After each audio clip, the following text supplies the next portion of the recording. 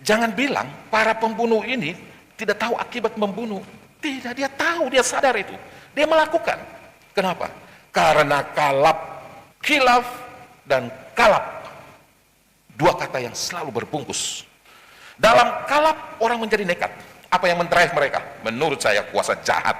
Dia tahu, tetapi dia melakukan. Karena kuasa jahat, tidak bisa tidak. Membutakan mata, mengacaukan pikiran, ya, dan kekuatan ini dia membelenggu. Kamu harus ada tetap di dalam kotak sampah. Itu kuasa iblis. Maka siapa bilang ibu kandung tidak bisa bunuh anaknya? Dalam keadaan kalap bisa saja. Suami bisa bunuh istri. Pembantu bisa rampok majikannya sendiri. Karyawan yang baik bisa menggelapkan uang perusahaan. Karena kalap. Dalam kalap, kuasa jahat menunjukkan dirinya. Jadi bagaimana kalau dalam keadaan begini? Jangan mengandalkan kekuatanmu. Seorang Kristiani, dia menyadari kelemahannya, harus mengandalkan kekuatan Allah. Sebab dalam manusia selalu terbatas. Tapi hanya di dalam Allah tiada yang terbatas. Karena ia punya kekuatan. Tiada yang mustahil. Di mana kekuatan Allah itu? Ada di dalam firman-Nya. Injil Tuhan itu mengubah akar dosa. Akar dosa adalah iblis, maka akar pertobatan adalah Injil. Buah dosa adalah perbuatan jahat, maka buah Injil adalah perbuatan baik, hidup dalam kekudusan dan kebenaran. Hiduplah di dalamnya, jangan kilaf, jangan kalap. Dalam nama Bapa dan Putera dan Roh Kudus. Tuhan bersamamu.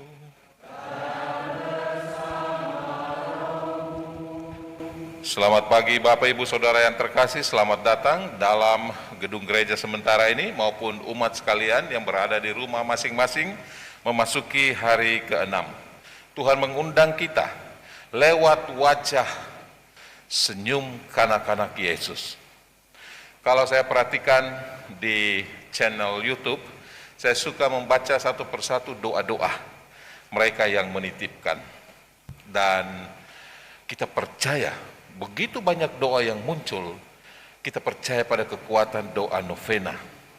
Tiada yang mustahil bagi Tuhan. Apapun permohonan kita serahkan kepada Dia.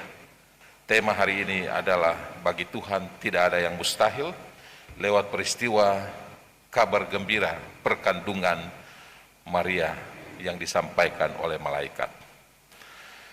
Marilah kita mengandung kebenaran. Kita memperkandungkan kebaikan dan sukacita. Mengawali perayaan Ekaristi ini kita mohon ampun atas dosa dan kesalahan kita. Saudara-saudara yang terkasih yang berada di rumah maupun di dalam gedung gereja sementara ini, para suster, ibu bapak, saudara-saudari yang terkasih, saya langsung masuk saja pada tema hari ini adalah bagi Tuhan tidak ada yang mustahil. Dan tidak ada salahnya di awal ini saya mengajak kita melihat sejenak peristiwa perkandungan ini dari perspektif sudut pandang agama lain. Ada beberapa tokoh Muslim Indonesia yang berkesan bagi saya. Salah satu adalah nama yang akhir-akhir ini mulai muncul. Dia adalah seorang ustadz yang hebat, Buya Syakur. Ya. Ulama ini sederhana. Dia tinggal di desa di pesantrennya di Jawa Barat. Namun menurut saya dia orang yang bijak. Dia baru-baru ini bikin heboh di dunia medsos orang Muslim. Karena dia bilang begini, di Ka'bah di Mekah itu ada gambar Yesus dan Maria. Tentu saja ini kan menjadi sebuah berita gitu yang viral gitu. Tapi ya biarkanlah, bukan itu persoalan kita. Yang ingin saya katakan adalah ketika seorang muridnya bertanya kepadanya, kok Siti Miriam, itu adalah Maria, itu bisa mengandung tanpa menikah? Bagaimana mungkin hal itu bisa kita mengerti? Dan Buya ini, dia menjawab, kalau dipikir secara akal sehat, itu tidak mungkin. Tetapi bila engkau menggunakan akal budimu, engkau dapat memahami bahwa Tuhan, kalau mempunyai kemauan, kehendak, hal yang mustahil mungkin akan terjadi. Kenapa? Karena Tuhan itu maha kuasa. Kalau sudut pandangmu itu berdasarkan akal sehat, engkau akan menempatkan rasionalitasmu di atas hukum kausalitas. Maka engkau gagal dalam memahami hal ini. Pikiran ini sih kedengaran sederhana aja sih, tapi menurut saya keren. Buya ini mencerahkan pikiran saya ya, pada contoh sederhana namun bagus sekali. Dia bilang gini, kalau engkau bertanya kepada dokter di seluruh dunia, apakah mungkin seorang wanita bisa mengandung tanpa disentuh oleh pria? Mereka semua pasti akan menjawab tidak mungkin. Karena mereka menggunakan, para dokter ini menggunakan ukuran keilmuannya, yaitu hukum kausalitas. Mereka benar.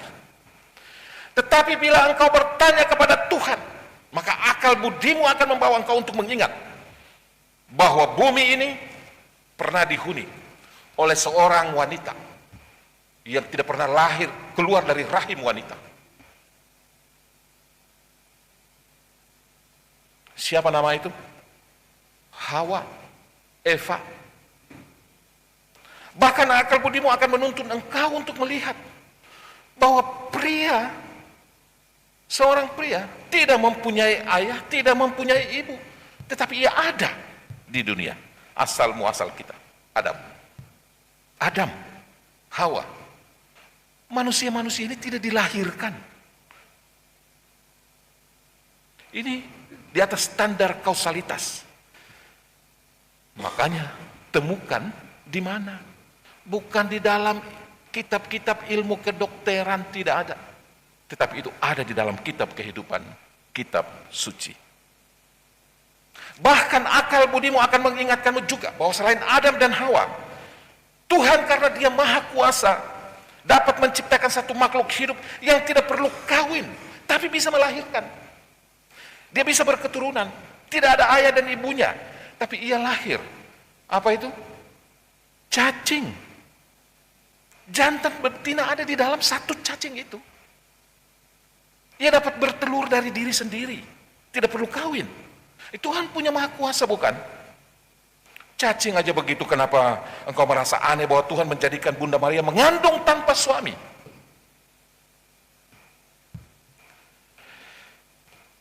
Tuhan yang punya kuasa kok. Kun fayakun, jadilah. Nah, kuasa Allah. Kalau Tuhan mau, tidak ada yang mustahil. Ternyata akal budi itu sangat mulia. Bukan hanya logika dan hukum kausalitasnya, akal budi mencerahkan akhlak kita akan kuasa Tuhan yang maha besar. Kembali ke peristiwa Injil. Kabar gembira ini kita sebut gembira tapi mengagetkan sebenarnya untuk Maria. Dalam kebingungannya, perhatikan baik-baik. Dalam kebingungannya, Maria tidak lari kepada orang tuanya untuk mengadu. Karena ini sebuah beban psikologis. Ini masalah besar baginya, tapi ia tidak lari kepada orang tuanya. Dalam kebingungan masalah yang dia dengarkan ini, ia tidak berlari kepada kepala rumah ibadat dan ahli Taurat untuk berkonsultasi. Karena ini beban teologis. Di dalam kebingungannya, ia tidak mencari teman untuk curhat biar meringankan bebannya. Ia tidak pergi kepada tetangga untuk heboh dan kepo. Tidak. Dalam kebingungan itu ia bertanya balik kepada Tuhan lewat malaikat itu. Bagaimana mungkin hal ini terjadi? Karena aku belum bersuami. Ia bingung tapi tidak bertanya kepada siapa-siapa. Dia bertanya kepada Tuhan. Nah, ini keren banget nih. Pesan Injil ini bagus sekali. Apa yang terjadi? Roh Tuhan, Roh Kudus turun atasmu. Itu jawaban Tuhan. Kun fayakun, beres. Saudara-saudari, merefleksikan hidup kita. Hitung-hitung persoalan yang membelenggu hidup kita. Kadang-kadang membuat kita tidak habis pikir. Mungkin juga mengakibatkan krisis identitas, krisis iman, krisis keluarga, krisis pekerjaan. Kepada siapa Anda bertanya tentang masalah-masalahmu? Bila Anda punya masalah susah mengampuni, kepada siapa aku harus bertanya? Susah mengatasi hawa nafsu, kepada siapa aku bertanya? Kepada siapa aku berlari? Susah berpikiran positif, susah berbicara baik, gampang marah, selalu iri hati, dengki, sombong. Bertanya kepada siapa? Lari kepada siapa? Banyak kita mengadukan di tempat yang salah. Kalau Anda bertanya kepada seorang dokter, apakah mungkin seorang wanita mengandung dari dirinya sendiri? Ia akan menjawab tidak. Mau IVF, mau cloning, tetap butuh rekayasa. Karena itu memang standar keilmuan. Dia benar, tetapi engkau tetap berada di dalam masalahmu. Orang tua bisa membantu, teman bisa menolong mendengarkan masalah. Para profesional, psikolog atau rohaniwan sekalipun melakukan tugasnya membimbing dan mendampingi, tapi sangat berbeda ketika engkau mengadu, bertanya, berlari kepada Tuhan. Tapi aku sudah melakukan itu seumur hidupku, selalu masalah-masalahku aku adukan kepada Tuhan, aku sampaikan kepada Tuhan, tapi masalahku tidak hilang-hilang. Saudara-saudara, bertobat. Bagaimana engkau melihat masalahmu? Pakai mata lebah dan bukan mata lalat. Lalat ditempatkan di taman bunga yang indah sekalipun akan terbang dan pergi mencari di mana ada tempat sampah. Lebah ditempatkan di tempat sampah pun dia akan terbang dan mencari di mana ada bunga. Kalau caramu melihat sebuah problem dengan mata lalat, maka engkau akan berseru, Tuhan, aku mempunyai problem yang besar. Tapi kalau engkau menggunakan mata lalat, engkau akan berseru, problem, aku mempunyai Tuhan yang besar. Kedatangan Kristus yang kita nantikan adalah kedatangan Allah Maha Kuasa, Allah yang besar, yang bisa melakukan apapun termasuk dia menjelma dalam diri perawan desa itu. Siti Miriam, Bunda Maria. Tidak ada yang mustahil baginya. Dan ini yang menyentuh. Ia datang atas cara melawat umatnya dengan kasih. Rancangan Allah ini begitu indah. Ia datang bukan untuk menghakimi orang berdosa. Tuhan tidak menyumpahi kita dengan problem-problem dan kelekatan-kelekatan kedagingan kita. Tidak. Walau ia mempunyai kehendak atas Maria, coba lihat. Tapi Maria banyak terbentur problematika juga loh. Maria menjawab sesuai dengan iman yang ideal. Tapi apakah sesudah itu hidupnya bahagia terus? Dia banyak menyimpan perkara-perkara. Fiat voluntas tua. Dia hanya bisa menjawab seperti itu. Kenapa kita tidak bisa sabar mengikuti contoh yang super baik ini? Pengen cepat-cepat Tuhan menanggapi kita. Sekali lagi, Tuhan melihat manusia, ini ibarat menggunakan mata lebah. Meskipun banyak sampah, tetapi dalam problem itu, ia melihat bunga yang indah. Waktunya adalah waktu Tuhan. Allah datang untuk merubah status tanah sampah pembuangan itu menjadi tanah subur tempat persemaian. Manusia memperoleh status sebagai anak Allah. Bayangkan Allah datang ke tempat sampah, palungan, Bethlehem, tempat makanan dari hewan-hewan itu. Dan ia mengubah menjadi wadah keselamatan. Kita semua lahir baru di dalam wadah keselamatan ini. Bukan palungan kotor sisa-sisa makanan. Allah menebus kemustahilan manusia dan menjadikan dirinya ada bersama-sama. Mari kita bersihkan wadah kehidupan kita yang sering menjadi kotor gegara perilaku kita dengan apa? Mengatakan fiat voluntas tua. Akhirnya Bapak Ibu Saudara-saudara yang terkasih, semua orang ingin menjadi baik. Bertanya kepada siapapun, tidak ada yang ingin menjadi orang jahat, kok semua orang ingin menjadi baik. Tapi kenapa selalu ada kejahatan yang membuat kita lupa dan kita lalai? Saya paling jengkel ya kalau melihat berita pembunuhan atau perkosaan di TV. Coba para pembunuh itu menyesal melakukan kejahatan itu. Saat dia lari bersembunyi sampai polisi menangkap dia, coba lihat wajah mereka ketika ditangkap. Selalu nunduk, malu, menyesal. Kalau ditanya, apa jawabannya? Saya kilaf, saya kilaf.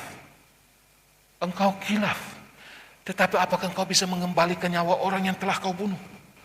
Engkau kilaf, tapi apakah engkau bisa memperbaiki masa depan seorang anak yang diperkosa? Seorang gadis yang dirusak hidupnya, trauma, rusak masa depannya, keluarganya menjadi hancur berantakan. Coba perhatikan kata kilaf. Jangan bilang para pembunuh ini tidak tahu akibat membunuh. Tidak, dia tahu, dia sadar itu. Dia melakukan. Kenapa? Karena kalap. Kilaf dan kalap. Dua kata yang selalu berbungkus. Dalam kalap orang menjadi nekat. Apa yang mendrive mereka? Menurut saya kuasa jahat. Dia tahu, tetapi dia melakukan karena kuasa jahat tidak bisa tidak. Membutakan mata, mengacaukan pikiran, ya, dan kekuatan ini dia membelenggu. Kamu harus ada tetap di dalam kotak sampah. Itu kuasa iblis. Maka siapa bilang ibu kandung tidak bisa bunuh anaknya? Dalam keadaan kalap bisa saja. Suami bisa bunuh istri. Pembantu bisa rampok majikannya sendiri.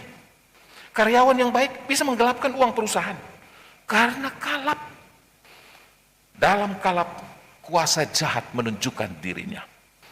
Jadi bagaimana kalau dalam keadaan begini? Jangan mengandalkan kekuatanmu. Seorang Kristiani, dia menyadari kelemahannya, harus mengandalkan kekuatan Allah. Sebab dalam manusia selalu terbatas, tapi hanya di dalam Allah tiada yang terbatas, karena ia punya kekuatan, tiada yang mustahil. Di mana kekuatan Allah itu? Ada di dalam firman-Nya. Injil Tuhan itu mengubah akar dosa. Akar dosa adalah iblis, maka akar pertobatan adalah Injil. Buah dosa adalah perbuatan jahat, maka buah Injil adalah perbuatan baik, hidup dalam kekudusan dan kebenaran. Hiduplah di dalamnya, jangan kilaf, jangan kalap. Semoga demikian. Amin. Agunglah misteri iman kita.